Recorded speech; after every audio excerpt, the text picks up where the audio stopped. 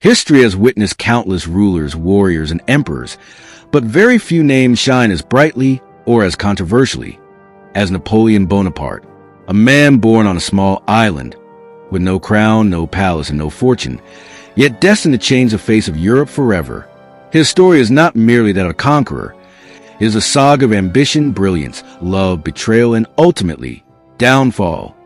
Imagine a boy who grows up on the rugged island of Corsica, where dreams of greatness seem impossible. Yet within 3 decades, that very boy would crown himself Emperor of France, defeating kings, shaking empires, and rewriting the laws of war. Napoleon's rise was meteoric, like a blazing comet across the night sky, leaving nations trembling in awe and fear. But behind the victories, the power, and the glory, there was a man, ambitious yet insecure, romantic yet ruthless, brilliant yet flawed. His story is a roller coaster of triumphs and tragedies, where one moment he stands as the master of Europe, and the next he is exiled to a lonely island stripped of power, dignity, and health. And that is why, dear viewers, today we embark on this epic journey, the complete saga of Napoleon Bonaparte, a journey that begins with his birth on Corsica, moves through his education, his military genius, his passionate love stories, his empire-building campaigns, and finally, his dramatic downfall and mysterious death. So fasten your seatbelts, because this is not just history, it is a tale of destiny. But before we dive deep into the life of one of history's greatest figures, make sure you hit the like button, subscribe to our channel Saga the Famous, and turn on the notification bell so you never miss another legendary story. Together, we will explore the lives of kings, conquerors, and visionaries who shaped the world we live in today. Napoleon once said, "Impossible is a word we found only in the dictionary of fools." And indeed, his life is living proof of this statement. From an unknown islander to the Emperor of Europe, his journey teaches us that fate favors the bold. Stay with us till the very end, because what you are about to hear is more than a biography. It is an unforgettable saga of ambition, glory, betrayal, and mystery. Bonaparte was born on August 15, 1769, in the city of Ajaccio on the rugged Mediterranean island of Corsica. His birth came at a significant moment in history, just a year after Corsica was officially annexed by France. Following centuries of resistance against foreign rule, the Corsican people were fiercely proud and independent, and this spirit of rebellion deeply influenced young Napoleon.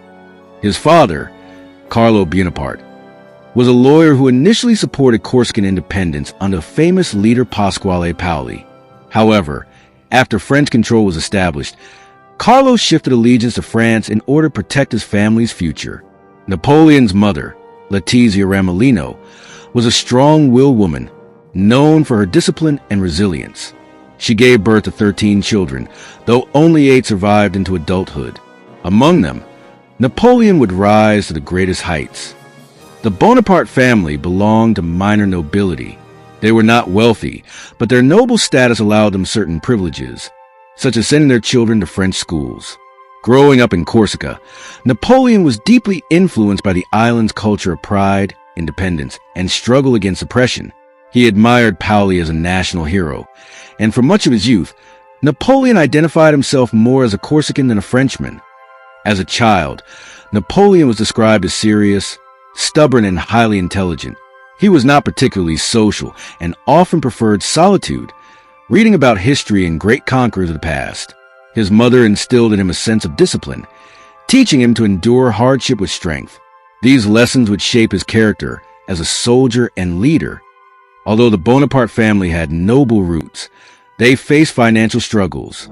Yet, with clever maneuvering and connections, Carlo managed to secure a scholarship for Napoleon to study in mainland France. This opportunity would change his life forever, setting him on the path to greatness. The environment of Corsica, its mountains, its wars for independence, its prideful people, played a significant role in shaping Napoleon's fiery personality and unyielding ambition. He grew up with a sense of destiny, believing he was meant for something greater than the small island he called home. Thus, from humble beginnings in a politically turbulent land, Napoleon Bonaparte emerged, a boy born in obscurity who would one day shake the entire world. At the age of 9, Napoleon left Corsica for the French mainland to pursue his education. This was not easy for him. He spoke French with a heavy Corsican accent, and his classmates often mocked him for his origins. Yet, these humiliations only fueled his determination to prove himself. He first studied at Autun, where he quickly learned the French language, before moving on to the prestigious military academy of Brienne. Here, Napoleon's brilliance began to shine. Though he was small in stature and reserved in nature, he excelled in mathematics, geography, and history. He particularly loved studying the strategies of past generals like Alexander the Great and Julius Caesar. Napoleon was not the most popular student. His Corsican background and strong personality set him apart. But he was respected for his intelligence, discipline, and sharp mind. He often spent hours in solitude, reading and writing, developing the analytical skills that would one day make him a military genius. In 1784, he was admitted to the École Militaire in Paris, the top military school in France. Remarkably, he completed the 2-year program in just 1 year, graduating as a second lieutenant in the artillery at the age of 16.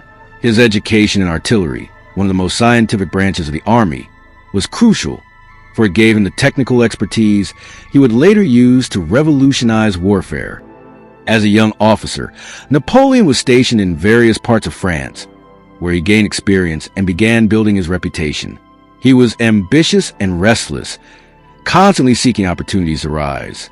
He also remained deeply connected to Corsican politics, supporting independence movements for a time, before eventually aligning fully with France.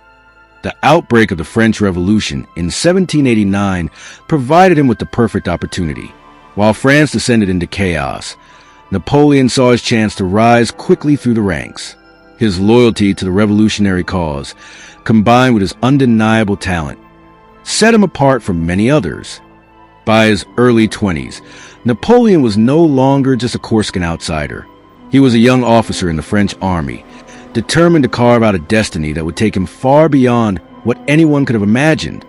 The image of the fearless general and emperor, Napoleon was also a man of deep emotions and passionate relationships.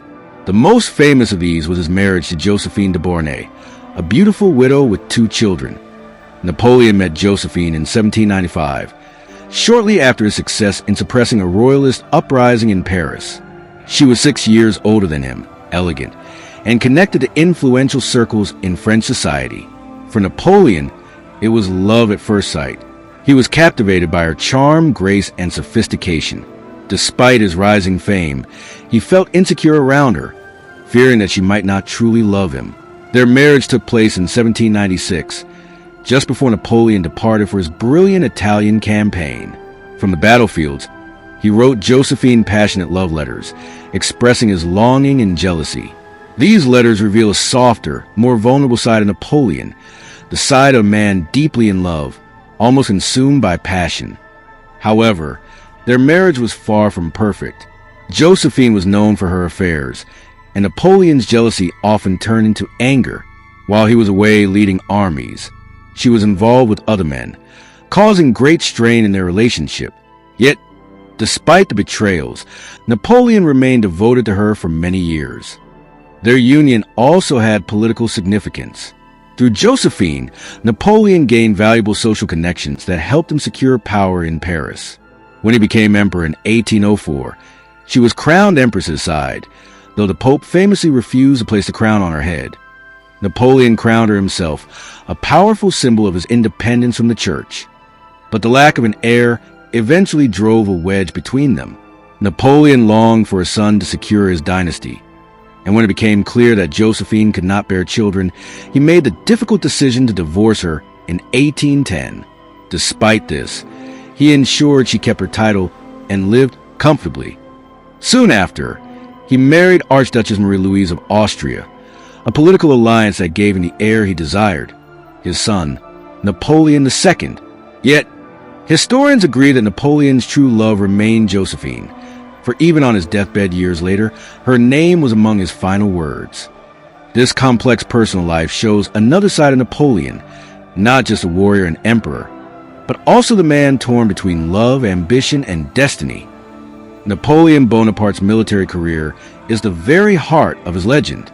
It was through war that he rose to fame, and it was on the battlefield that his genius shone brightest. His strategies, his daring, and his sheer determination made him one of the greatest commanders in world history. After becoming a young officer in the French army, Napoleon's first major opportunity came during the siege of Toulon in 1793. France was in chaos after the revolution, and royalist forces supported by the British had taken control of the city. Napoleon, then a mere artillery captain, proposed bold tactics using heavy artillery to recapture the port. His plan succeeded. Toulon was retaken, and Napoleon's name became known in Paris. At just 24 years old, he was promoted to brigadier general. In 1795, he again proved his loyalty and skill when he helped crush a royalist uprising in Paris, famously using a whiff of grape-shot cannon fire to scatter the rebels. This act saved the revolutionary government and made Napoleon a hero. Soon after, he was given command of the French army in Italy. Napoleon's Italian campaign is considered a masterpiece of military brilliance. At the age of 27, he took command of a poorly equipped and demoralized army. With lightning speed, he launched attacks against the Austrians and their allies, defeating them in a series of stunning victories. He outmaneuvered larger armies by moving quickly, striking at their weaknesses, and dividing his enemies. At battles such as Lodi, Arcole, and Rivoli, Napoleon's tactics brought him fame across Europe. He transformed the French army into a disciplined and victorious force, and in just a year, he forced Austria to sign a peace treaty. After success in Italy, Napoleon set his sights on Egypt, hoping to disrupt British trade routes to India and establish French influence in the East. In 1798, he led an expedition to Egypt, where he achieved victory at the Battle of the Pyramids, defeating the Mamluk warriors with modern artillery and disciplined formations. However, his navy was destroyed by the British Admiral Horatio Nelson at the Battle of the Nile, cutting him off from France. Although the Egyptian campaign ultimately failed, it added to Napoleon's legend, as he combined military ambition with scientific exploration, bringing scholars and scientists to study ancient Egypt. By 1799, France was politically unstable. Napoleon returned from Egypt and staged a coup d'etat, overthrowing the weak Directory government and establishing the consulate, with himself as first consul. This was the beginning of his path to absolute power. In 1804, Napoleon crowned himself Emperor of the French at Notre Dame Cathedral in Paris. He did not let the Pope crown him. He placed the crown on his own head, symbolizing that his authority came from himself, not the Church. As emperor, he reorganized France through the Napoleonic Code, which established laws that are still influential today. He also reformed the economy, education, and administration. But above all, he continued to fight wars, seeking to expand his empire. For over a decade, Napoleon fought against almost every major European power. His victories were astonishing. Battle of Austerlitz, 1805, known as the Battle of the Three Emperors, Napoleon defeated the Russian and Austrian armies in what is considered his greatest victory. Battle of Jena Auerstedt, 1806, he crushed the Prussian army in a lightning campaign. Battle of Friedland, 1807, he defeated the Russians, forcing them into the Treaty of Tilsit, which made Napoleon the master of continental Europe. At his peak, Napoleon controlled most of Europe, either directly or through alliances. He created a vast empire that stretched from Spain to Poland, and his family members ruled as kings across the continent. The very ambition that made Napoleon great also led to his ruin. His empire grew too large, his enemies too many, and his confidence too high. The Peninsular War, 1808 to 1814. In Spain, Napoleon faced a new kind of enemy, guerrilla warfare. The Spanish people, aided by British forces under the Duke of Wellington, resisted French occupation. The war drained French resources and tied down thousands of troops. Napoleon's greatest mistake was his invasion of Russia. With over 600,000 soldiers, the largest army Europe had ever seen, he marched east, hoping for a quick victory. But the Russians refused to fight decisive battles, retreating and burning their own land in a strategy known as scorched earth. Napoleon reached Moscow, only to find the city burned and deserted. With winter approaching and supplies running out, he was forced to retreat. The journey back was catastrophic. Freezing temperatures, hunger, and Russian attacks destroyed his army. Only a fraction survived. After Russia, Napoleon's enemies united against him. In 1813, at the Battle of Leipzig, also called the Battle of Nations, he suffered a crushing defeat. By 1814, Allied armies invaded France, and Paris fell. Napoleon was forced to abdicate and was exiled to the island of Elba. Yet, his story did not end there. In 1815, Napoleon escaped from Elba and returned to France. His old soldiers rallied to him, and he regained power without firing a shot. For 100 days, he ruled France once again, preparing to face his enemies. On June 18, 1815, Napoleon faced the British under Wellington and the Prussians under Blücher at the Battle of Waterloo in Belgium. It was his final gamble. Despite his brilliance, miscommunication, delays, and the arrival of the Prussians led to his defeat. Napoleon's dream of empire was over after Waterloo. He was exiled once more, this time to the remote island of St. Helena in the South Atlantic, far from Europe. On St. Helena, Napoleon lived under British guard, cut off from his family and friends. He spent his time dictating his memoirs, trying to shape how history would remember him. He often walked alone, reflecting on his past glories and mistakes. His health declined steadily. He suffered from stomach pains, and some believe he had stomach cancer, the disease that killed his father. Others speculated that he might have been slowly poisoned, though this remains a mystery. On May 5, 1821, at the age of 51, Napoleon Bonaparte died. His final words reportedly include the names of his beloved Josephine and his son. Even in death, he remained a figure of legend. He was buried on St. Helena, but later in 1840, his remains were brought back to Paris, where they now rest in the Grand Tomb at Les Invalides. Millions of visitors still come to see the resting place of the man who once ruled Europe. Napoleon's life is a paradox. He rose from nothing to become everything, and then lost it all.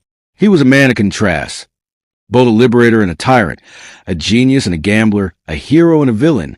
His legacy is immense. He changed warfare, reshaped Europe, and gave the world the Napoleonic Code, which still influences modern law. He inspired countless leaders and continues to be studied as one of the greatest military minds in history. So, dear viewers, this was Napoleon Bonaparte. If you were inspired by his incredible journey, make sure to like this video, subscribe to our channel, and share it with your friends. History is full of men and women who dared to dream, who rose against the odds, and who left their mark on the world. And here, on Saga the Famous, we will continue to bring you their stories, because legends never die. They live on, in history, in memory, and in us.